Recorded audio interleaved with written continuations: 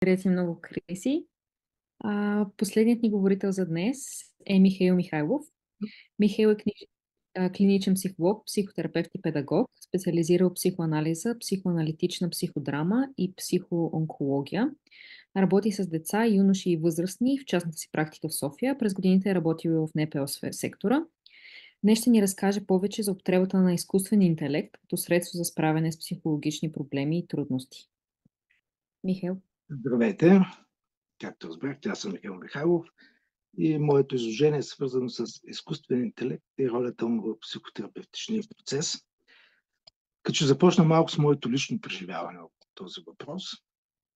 Аз следя и с развитието на изкуствен интелект, специално неговите възможности по отношение на психологията и психотерапията още от самото начало, още когато беше изключително дървен в отговорите, които даваше, много повърхностни, объркващи и така нататък, до в един момент, който стана доста добър. Доста добър като информация, която може да изплюе и да нацели наистина понякога много добри отговори. И тогава аз се запитах, естествено, като всички, дали това може да замести терапевта и да улесни всъщност достъпа до психологическата помощ. Само това е една скоба. Аз много се радвам, че съм свидетел на тази революция, въобще не ме притеснява.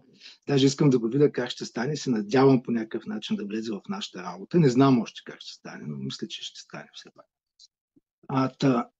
Естествено се запитах и започнах да мисля, нали, като всеки психотерапевт, на какво се дължи терапевтичния ефект.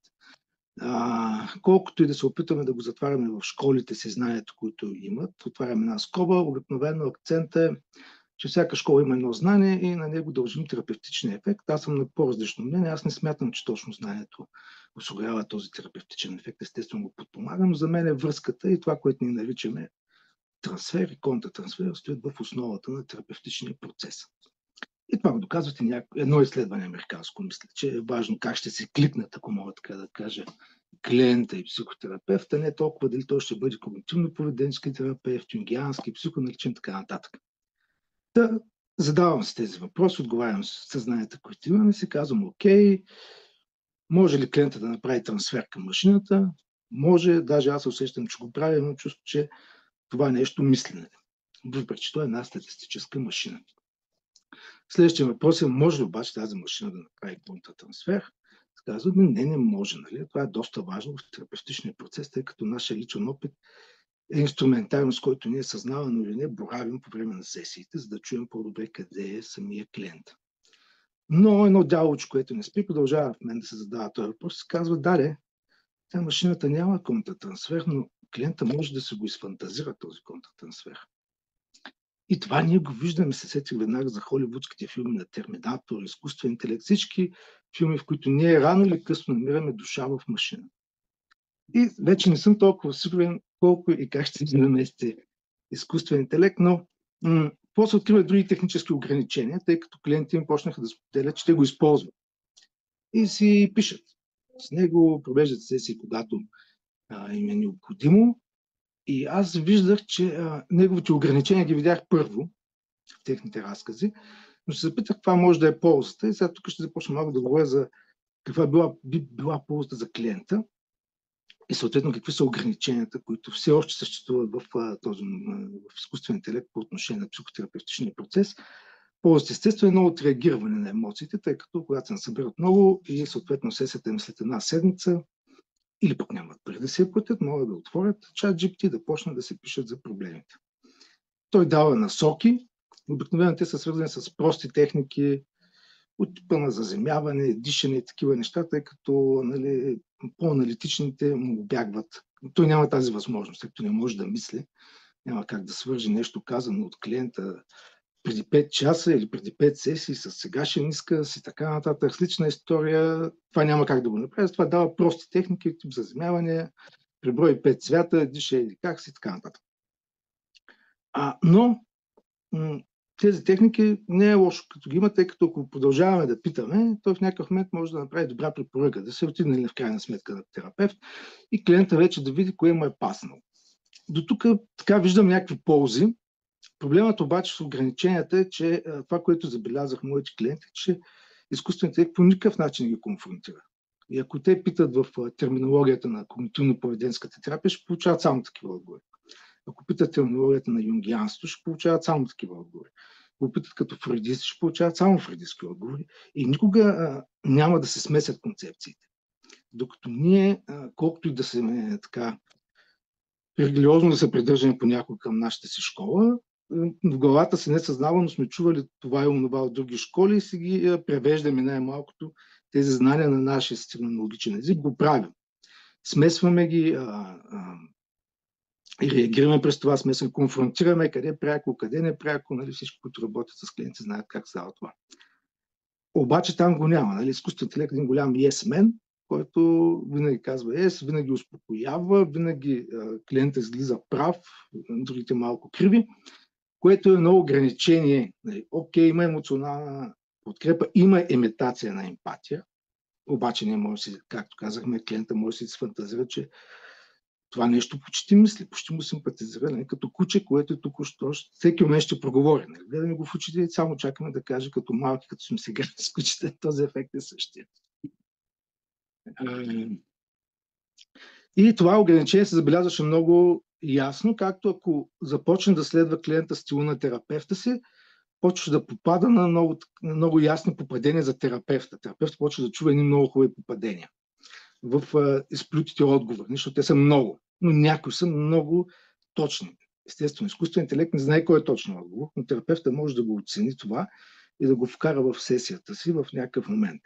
Тоест, имаше и положително, някакво положително отражение, но това зависи дали клиента ще продължи да прилага същата логика от своите сесии в разговорите с изкуствения си интелект.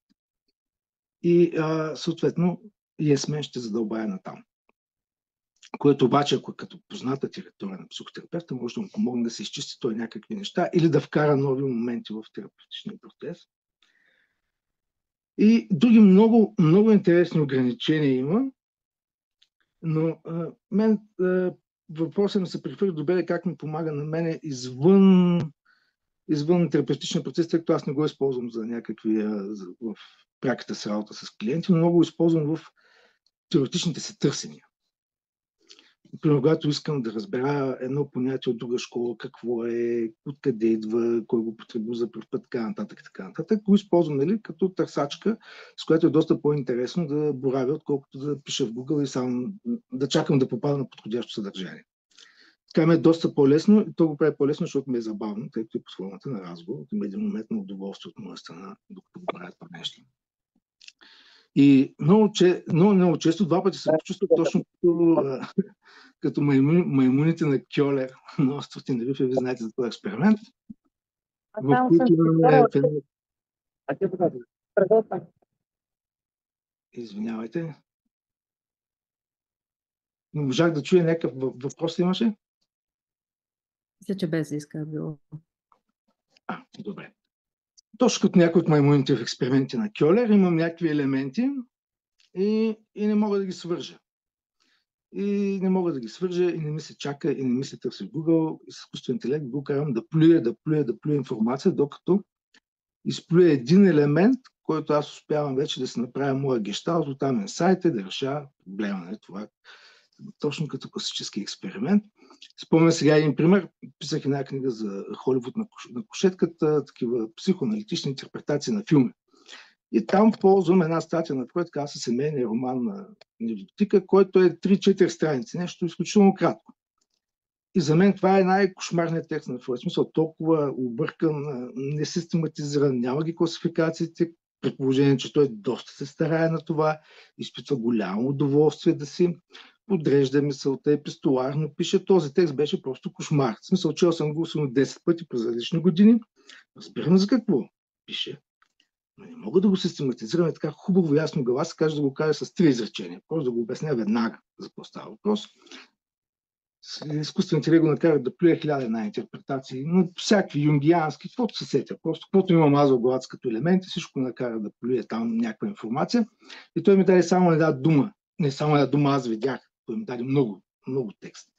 Аз взех само една дума конфликти и се обясних абсолютно целият текст на тази объркана Фройдова мисъл, която в принцип е доста подредена, как детски фантазии служат за разрешаването на вътрешни несъзнавани конфликти. Тази дума конфликти ми се заби и беше моя елемент, с който аз успях да взема бананите в примера с маймуните на Кьолер. Имам още един такъв случай. Проблемът тук е ограничението, че той няма да ни даде нови елементи, когато го питаме. Тоест, ние ги имаме елементите и той може да ни даде един или да ни изчисти един наш. Тоест, ограничението пак е в нас до някъде, докато го използваме, тъй като липсата му на мислене е малко трудно да предскаже, както един терапевт би видял къде е своя клиент, да му даде малко отвъд това, малко в бъдещето или структурата или липсващия елемент. Изкуствен интелект няма да го направи, но ако му даде много елементи, може да ни помогне да си ги подредим. И така аз виждам ползата от гледна точка на психотерапевта, че ако има някакви питания относно теорията, относно някакви понятия, относно някакви текстове, можем много бързо да стигне до много целенасочено съдържание и там, спрямо своите си познания и опит, един елемент да открие, който да му подреди цялостната картинка и той да заключи гещалта, така да го кажем. Набързо казвам, това са моите както лични преживявания около изкуствен интелект, така и професионалните срещи с него. Те не са много, очаквам да станат повече, но все пак има доста ограничения, чисто технически може би още, с които той не може да бъде пълноценен помощник. Надявам се под някаква форма да успее. Мислех си, че количествените измервания на някакви тестове ще се преработят, да може да ги прилага изкуствен интелект. Още не съм видял. Може и да има, аз просто не съм видял такава опция. Но да, това е общо взето от мен като размишление по темата. Има въпроси, съм на разположение. Благодаря много, Михаил, и на всичките останали говорители. Сега отварям дискусията. Ако имате въпроси, коментари или искате да допълните нещо, сега е момент.